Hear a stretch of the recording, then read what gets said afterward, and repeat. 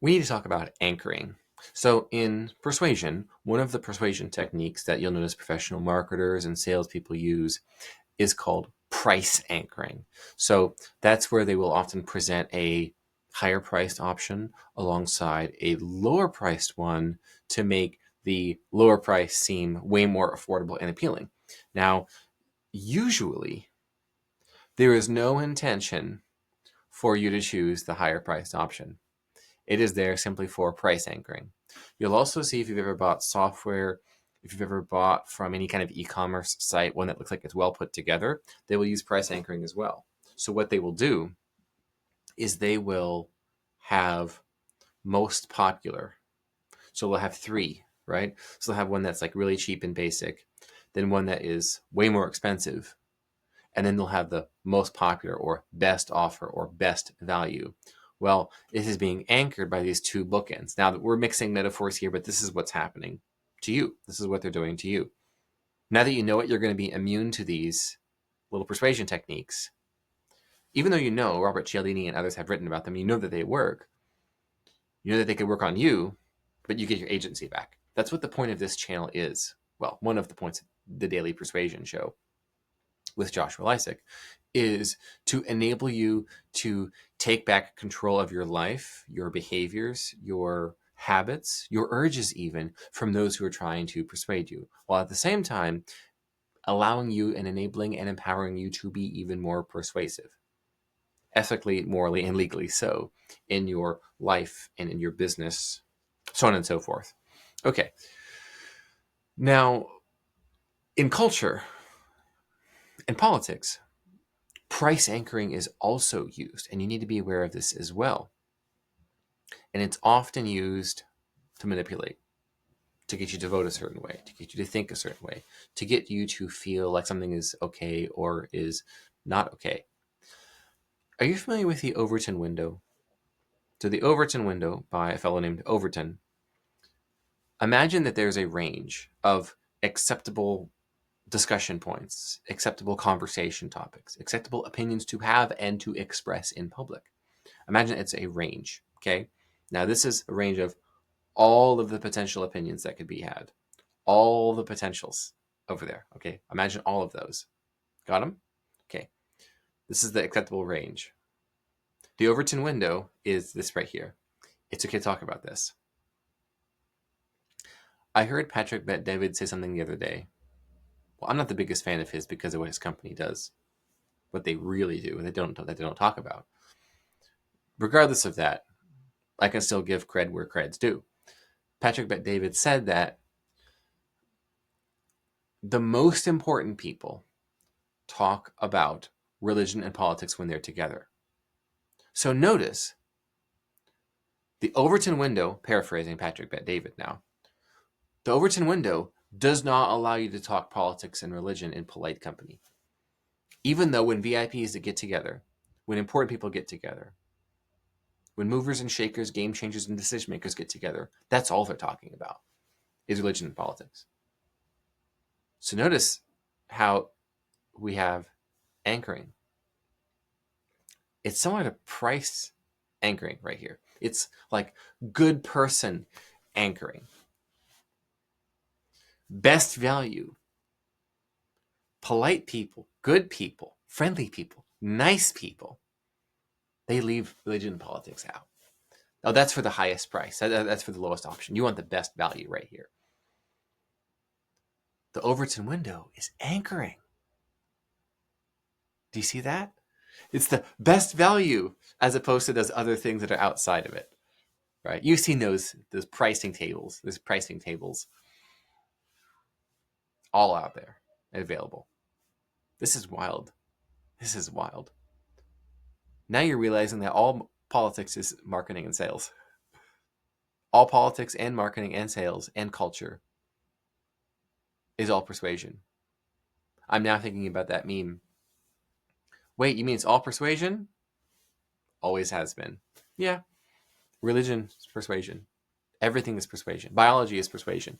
So what wins then in any persuasion battle? What's going to win every persuasion battle is what is most biologically correct. Why? Because the least deceit is required.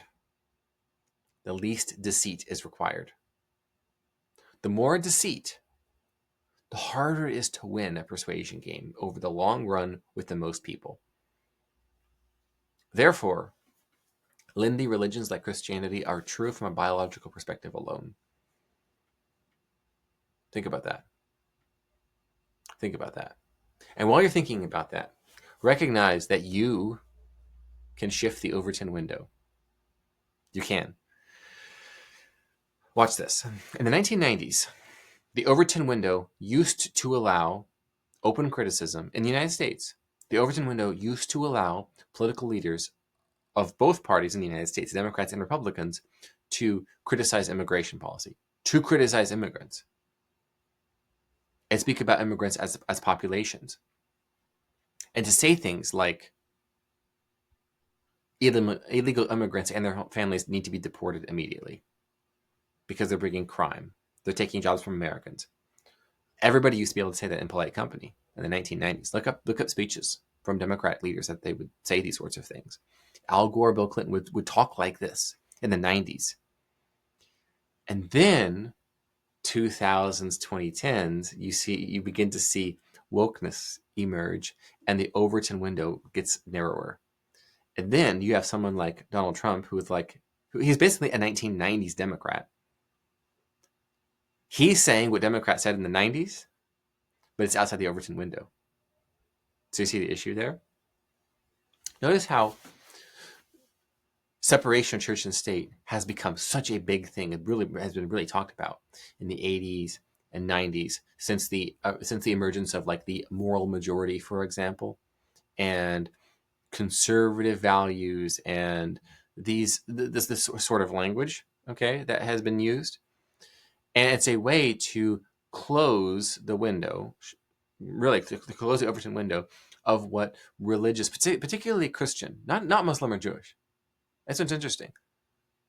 Islamic and Jewish politicians in the United States are allowed to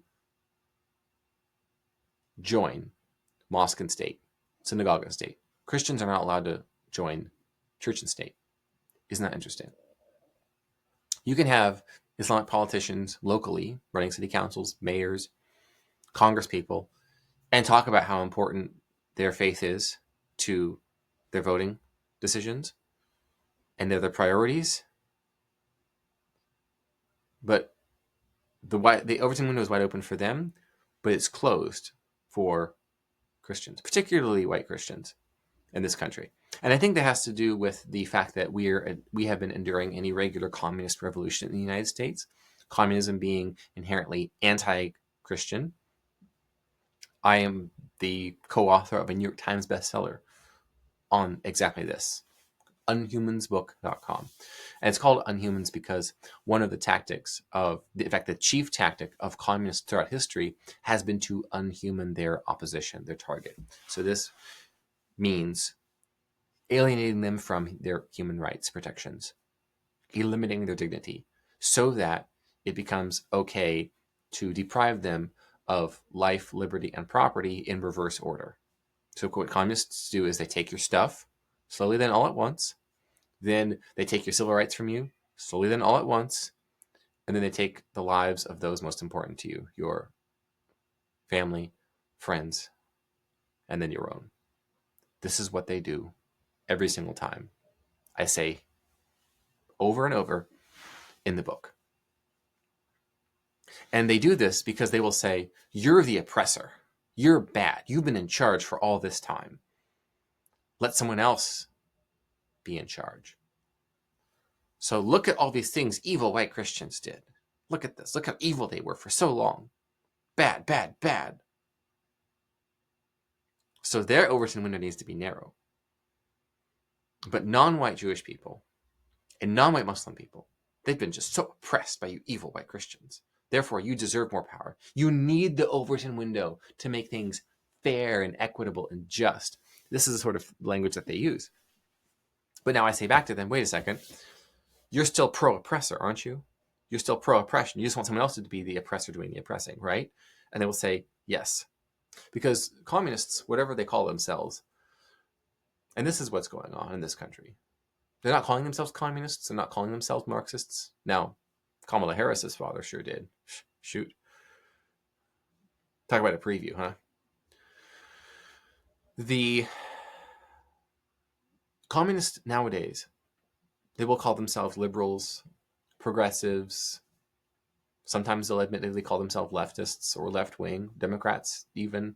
They will be chameleons. They will hide in with whoever they need to blend in with in order to be safe and protected. One of the chief criticisms of me is that I have been personally calling all Democrats or all liberals unhuman. No. You don't understand. You have it exactly backwards.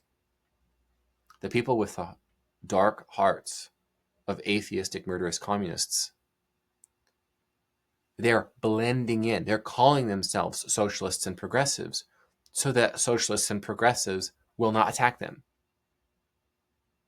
It says right in the introduction that these people are chameleons and that they hide amongst people that they can deceive. We're not calling those who are deceived these things. This is what they don't seem to understand. Or perhaps they're pretending to understand because they themselves are communists. Isn't that interesting?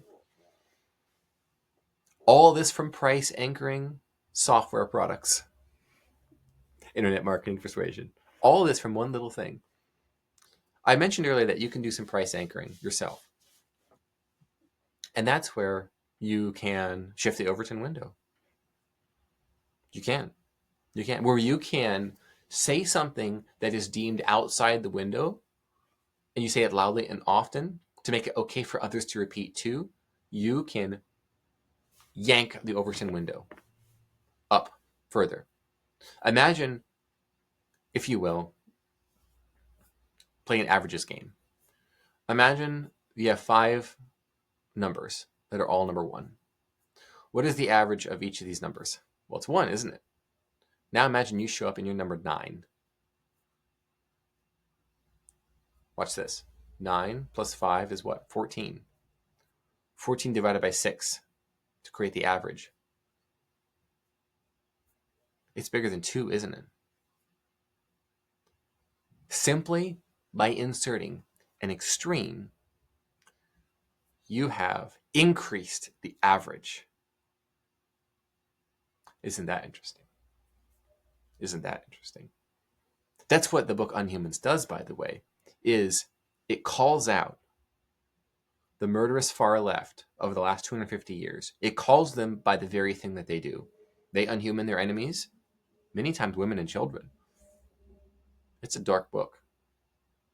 We call them by what they do, and they hate it. It's outside the Overton window to do that. So we yanked it right open. J.D. Vance, Tucker Carlson, Michael Flynn, others all endorsed the book right there on the back cover. That's an Overton window shift. Saying the thing that's not okay to say, but saying it like it's okay, makes it okay. And the fact that there will be people who think it's not okay to say that, it's not okay to price your services. Maybe we're talking about pricing and services, maybe not. Simply by doing this, you make it okay for others to do it.